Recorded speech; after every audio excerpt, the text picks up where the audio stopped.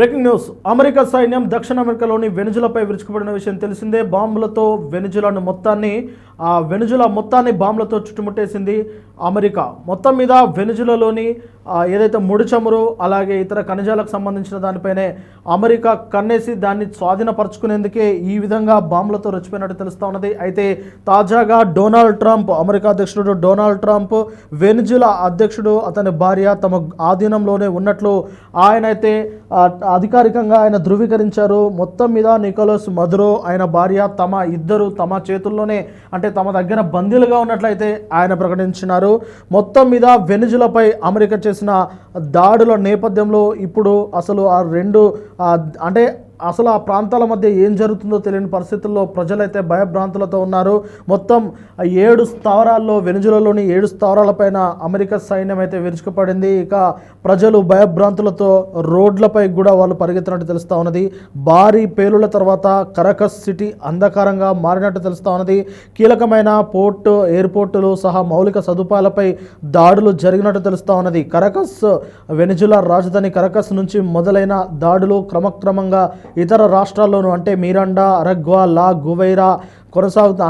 గువైరాలో ఆ దాడులు అయితే పెరిగిపోయాయి. ఈ దాడులు అమెరికా సైన్యమే చేసిందనేది ఇటీవల ట్రంప్ ధృవీకరించడంతో చాలా క్లియర్గా అర్థమైపోయింది.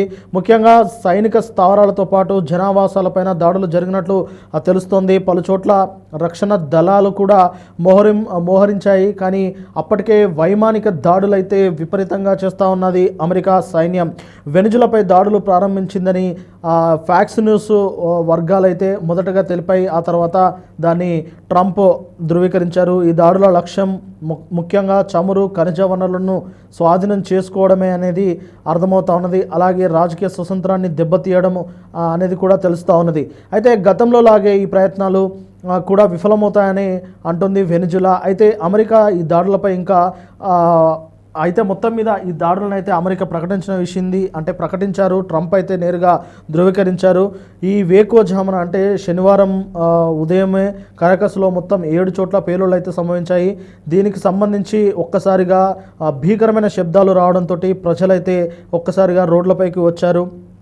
ఇదిలా ఉంటే మాదక ద్రవ్యాల అక్రమ రవాణా విషయంలో కొంతకాలంగా వెనుజులాను అమెరికా లక్ష్యంగా చేసుకున్న విషయం అందరికీ తెలిసిందే. ట్రంప్ ఆదేశాల మేరకు డ్రగ్స్ను తరలిస్తున్న పడవలు, జలాంతర్గములపై దాడుల్ని ముమ్మరం చేశారు. కఠినమైన ఆంక్షలను అమలు చేస్తూ ఉన్నారు.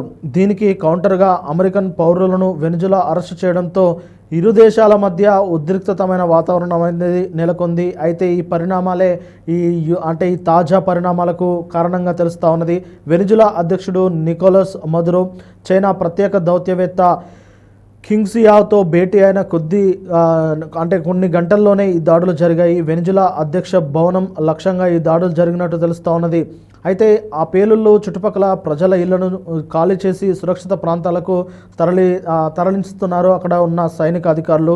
ఈ పేలుళ్ళ గురించిన విషయం అయితే ఇప్పుడు సోషల్ మీడియాలో కూడా విపరీతంగా ట్రెండ్ అవుతూ ఉన్నది. అయితే మొత్తం మీద నికోలస్ను ఆయన భార్య తమనైతే ఇద్దరిని తమ గుప్పిట్లోనే పెట్టుకున్నామని చెప్పేసి ట్రంప్ అయితే ధృవీకరించారు. మొత్తం మీద ఆ దేశం పైన ఆధిపత్యాన్ని చూపించడానికి ట్రంప్ ఈ విధంగా చర్యలకు పాల్గొన్నారనేది తెలుస్తూ ఉన్నది. చూడాలి మరి అన్ని దేశాల యుద్ధాలను ఆపుతానన్న ట్రంప్ మరి వెనుజులా పైన ఎందుకు ఈ స్థాయిలో విరుచుకుపడుతున్నారు అనేది ఇప్పుడు ఖచ్చితంగా ఆసక్తికరమైన చర్చ అయితే సాగుతూ ఉన్నది.